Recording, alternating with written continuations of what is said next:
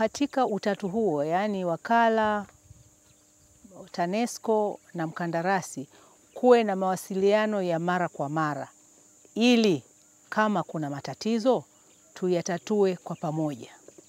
Kati ya matatizo ambayo tunayaona yako katika sehemu nyingi ni hali ya hewa. Kuna mvua, kuna kilimo. Kwa hiyo wakandarasi wasimamiwe ili vifaa hasa nguzo ziwe zimefika site kabla ya majira ya mvua.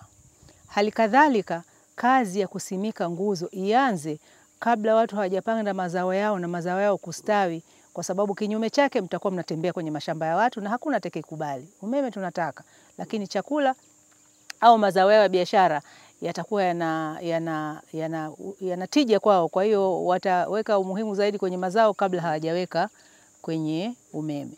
Kwa hiyo ni muhimu wakala wa nishati vijijini wahakikishe kwamba materials zinapelekwa kwa wakati ili kuepuka mvua na mafuriko.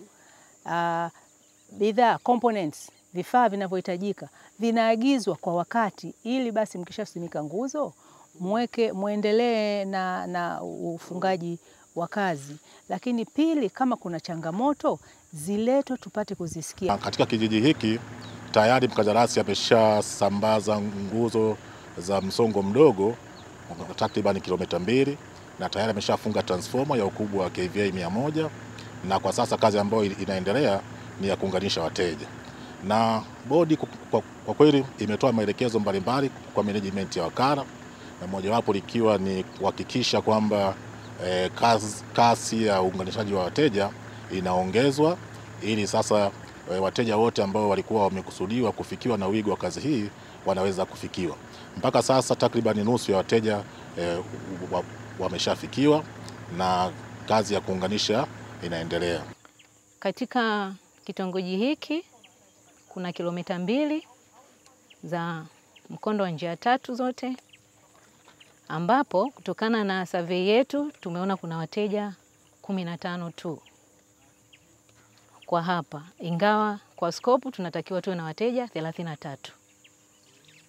Na hapa tunatakiwa tufunge transformer moja, na kama tulipo hapa tuko kwenye transformer husika, tumeshaifunga hii transformer na mpaka sasa tunasubiri wateja. TANESCO wamesema tayari wateja wameanza maombi, kwa hiyo wakimaliza huwa wanatutumia sisi majina ndio tunakuja kuwafungia. Lazima baadaye tukae tuangalie jinsi tunavyoweza tukarekebisha hayo masharti ya kujiunga, maana umeme umeshafika, watu wapo, wako tayari, shida ni NIDA.